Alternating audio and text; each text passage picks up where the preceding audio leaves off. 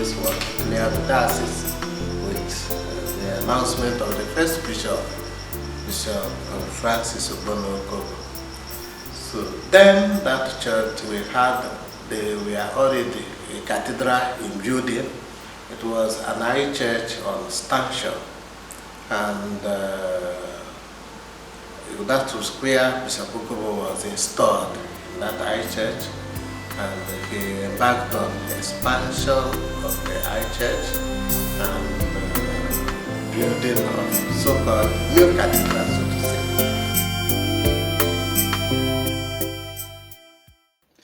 There is a reason people go to school. There's also a reason people travel around the world. And that's essentially because man continues to seek knowledge and understanding of the globe. Unfortunately, however, not very many African leaders travel around the world with the intention of understanding the globe, how it functions, for the betterment of their people. A great chunk of African leaders travel around the world as a show of affluence, to live an ostentatious life that at the expense of the people they govern. This unfortunately has brought about a whole lot of lack in the midst of plenty. There's so much hunger, there's unemployment, and the youth are beginning to become restive. In Nigeria, for instance, which happens to be the largest black nation on earth, and of course my country of birth, the story is not different. You would have observed that recently the youth have taken to the street to demonstrate police brutality as well as bad governance. And so today on Around the World, I shall be taking you around some special spots in our lives, not necessary locations, but a couple of things that have happened over time that has brought about a whole lot of tears on the continent of Africa. My name is Martin Sobu, and I'm sure glad to be with you. I'll be back after this short break.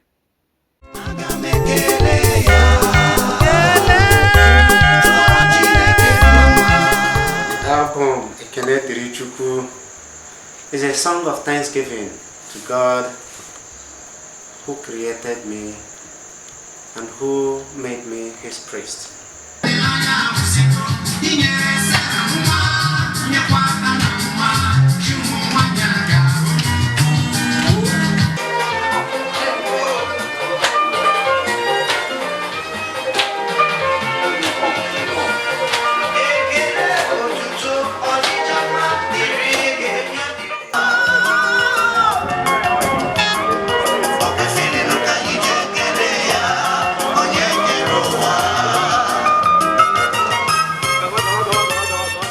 Thank you all. As you watch this video, make every effort to give thanks to God in whichever condition you find yourself. May God bless you. You're welcome back, and it's still Around the World with Martin. And today, like I mentioned to you, we shall be looking at a whole lot of issues bordering on the human existence, with emphasis on the African continent.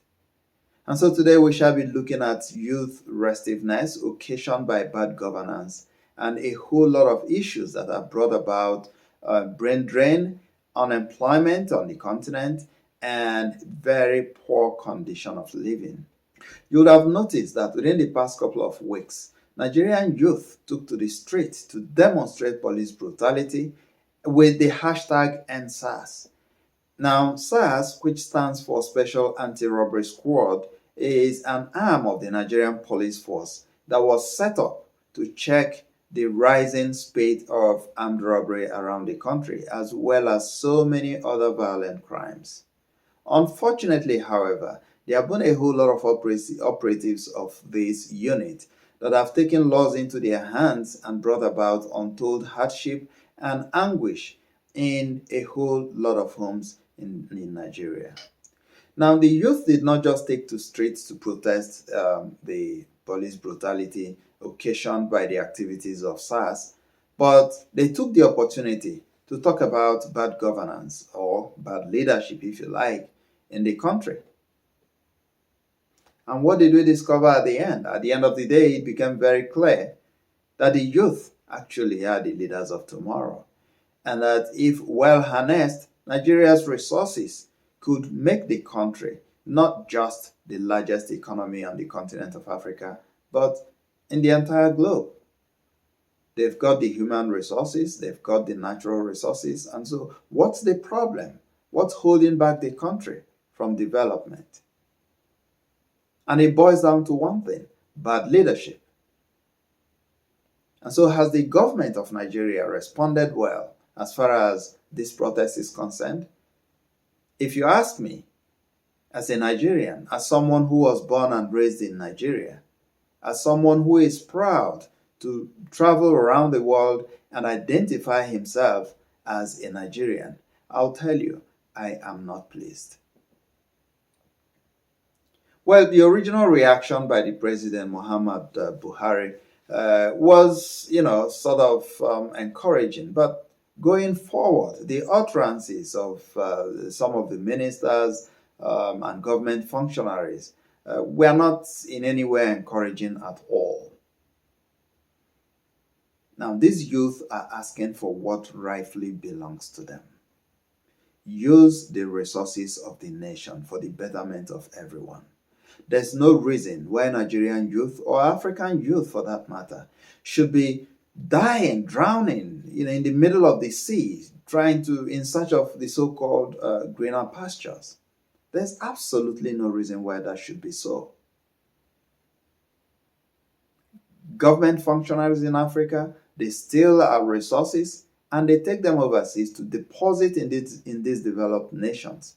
And what happens? Those monies are used to create employment. Those monies are used to give out as loans and credits to their nationals for economic development and empowerment.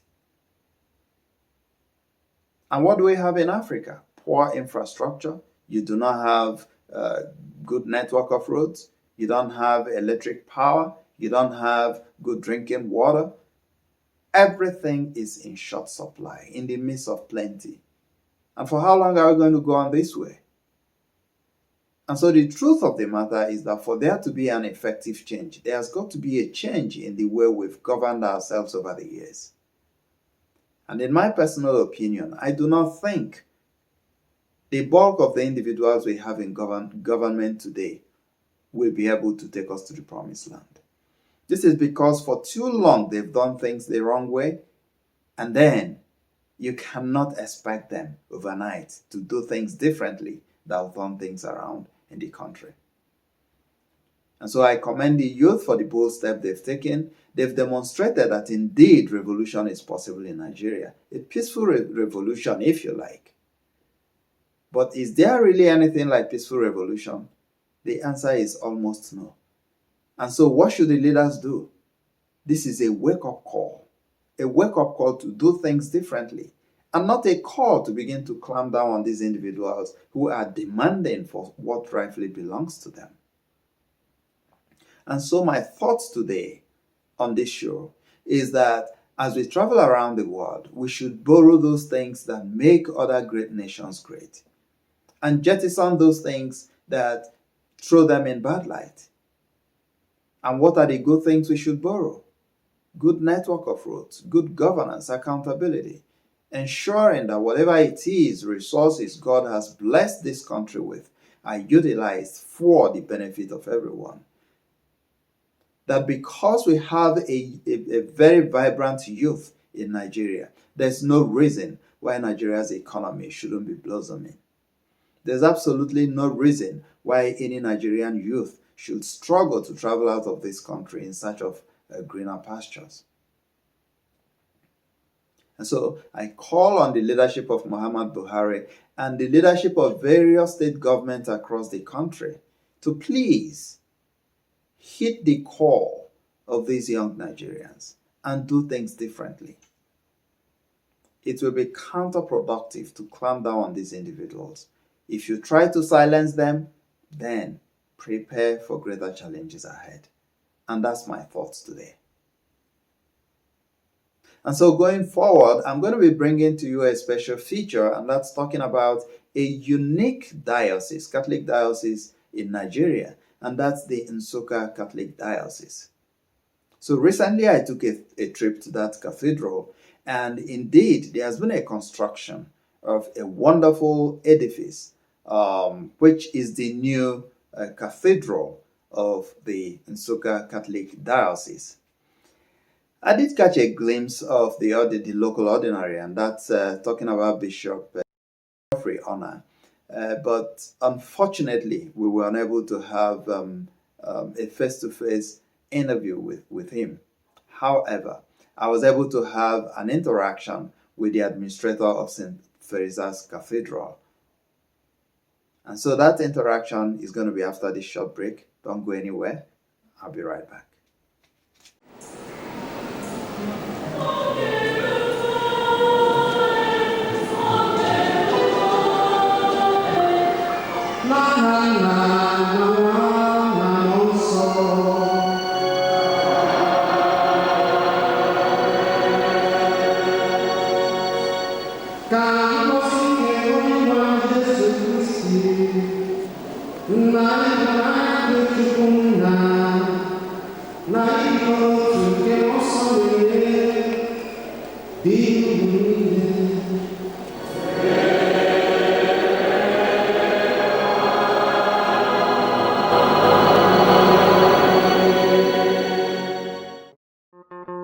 Bịanụ ụmụ Chineke, bịanụ ndị kwere ekwe, bịanụ ka anyị jenu n'obi eze, ka anyị kpọọ isi ala nye Chineke onye kere ụwa. Bịanụ ka anyị kelee Chineke onye kere ụwa niile. O sietigo. Bịanụ ka anyị kelee ya. Ụmụnne bịanụ ka anyị kelee Papa.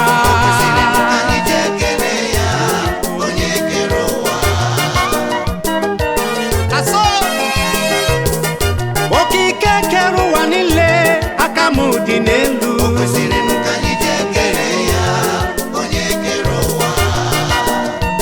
Jesus, you are too much. Chineke n'idere m mma ụtụtụ ehihie n'abalị. Kelee ya onye ukwu.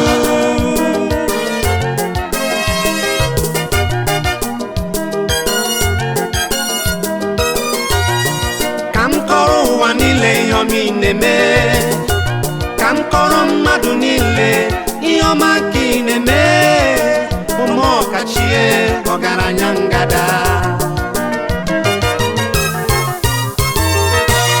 mgbe ụwa che n'olileanya agwụsigo, mgbe ndị mmadụ che n'olileanya agwụsigo, inyere Sera nwa, nyekwa ha na nwa, chi ụmụ nwanyị aga onye ukwu.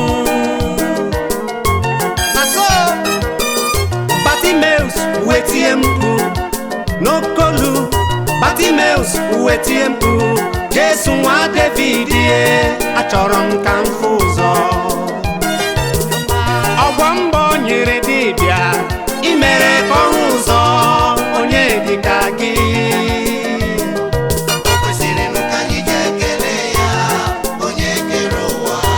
Chineke n'idere m mma, aka m dị n'elu.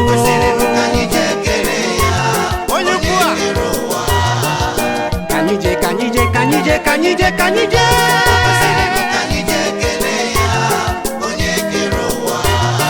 anya lelu ụwa niile nara ekele m ji bịa.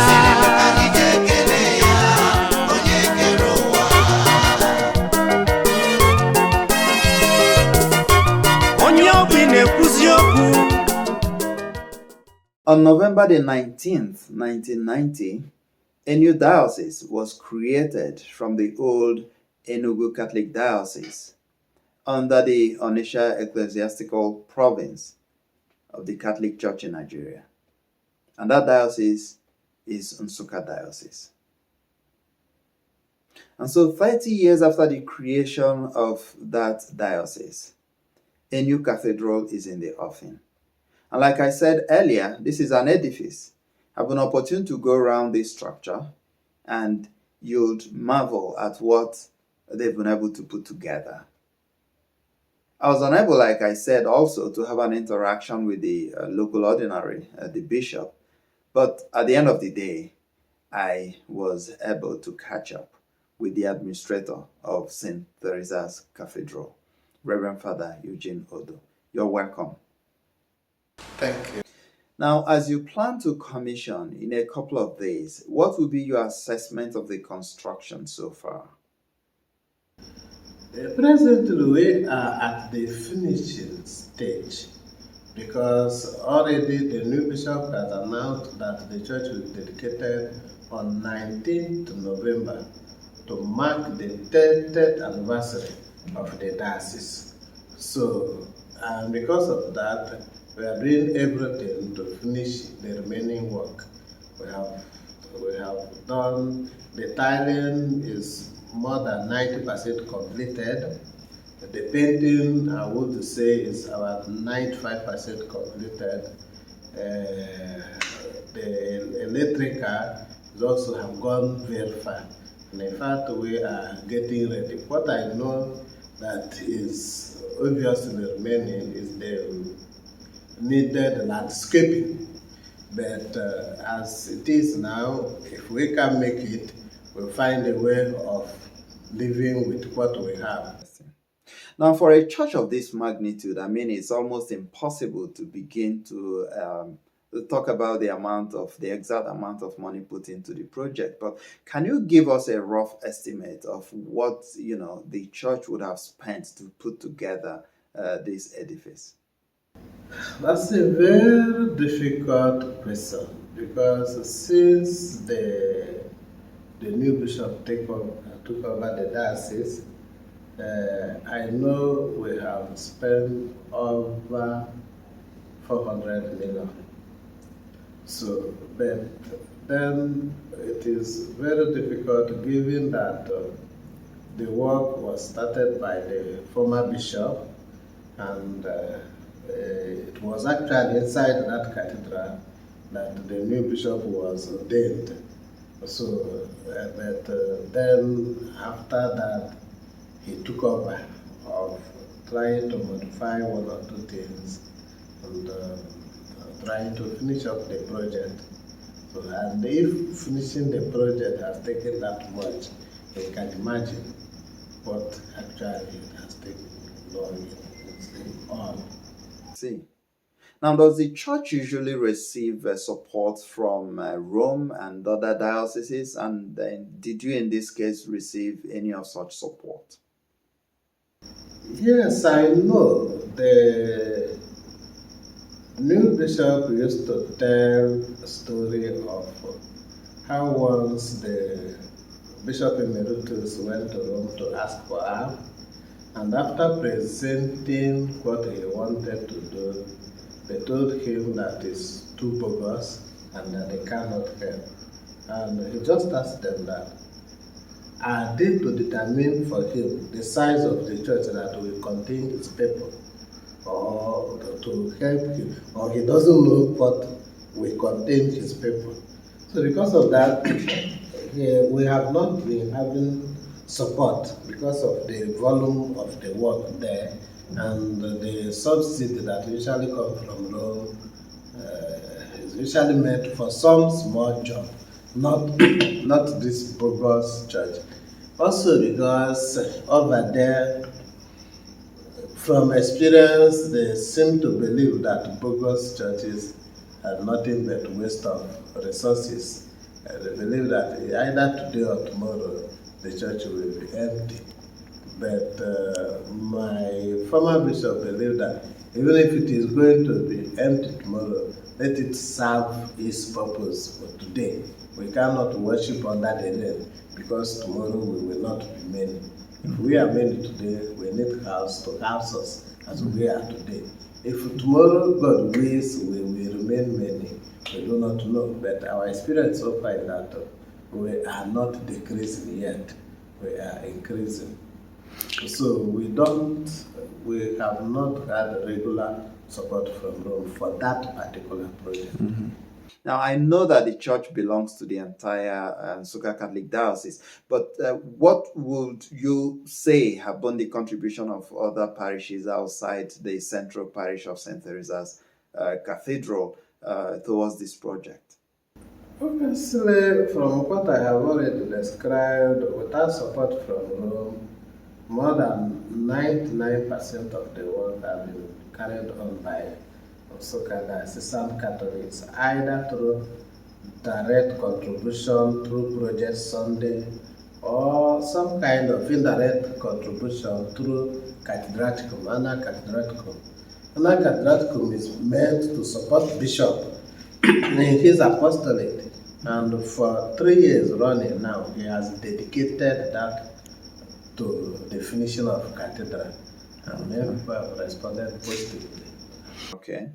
Now, apart from special lunch and gatherings, have you ever had any form of formal launching, for instance, or fundraiser towards this project? Honestly, we have not had any formal launching for this project, for this cathedral. We have not had. Because for the former cathedral I told you that was an church, they did have a foundation laying ceremony. It was then Eugene Odo that laid the foundation with 40,000 naira, which was a very big amount of money then. And but since the new bishop came in, and even the old bishop, we have not, it has been a kind of freeway donation by the Christians and local sourcing of funds that has kept the project going. Impressive. Now, so what message do you have for the Catholic faithfuls, not just in Nsukka Diocese, but in the entire country of Nigeria, as you commission or inaugurate this edifice? Well, my message is the name of my bishop, Igwebike. United we can do much. Any person who sees the size of the project and who knows the history behind the project and how it was realized should know that we can do much if we get united. I see. Wonderful. Thank you so much, Father Eugene Odo, for your time, and it's been my pleasure having this interaction with you today. Thank you, my brother. Thank you so much. Well, that's the much time would permit today on the show Around the World with Martins. And what more can I say? Kudos to Nigerian youth for rising up to the challenges, and kudos also to good people in government who have responded positively. And a word of advice to those who have taken advantage of the situation, of the calm that we witness now, to begin to oppress and suppress the people once again. And also a word of advice for our brothers and sisters in Cote d'Ivoire and Guinea. We must understand that violence has no place in democracy. We also must understand that leadership comes from God. And so if we understand that leadership comes from God, we must utilize every opportunity given to us by God to serve our people. We must not serve, or we must not get into government or into leadership with the hope of amassing wealth at the detriment of our own people. There's a reason you've been entrusted with that leadership, and the reason is to take care of your people, bring about development, and ensure that Africa becomes a land not just of opportunity, but a land of fulfillment. We've got everything it takes to be the best, the very best.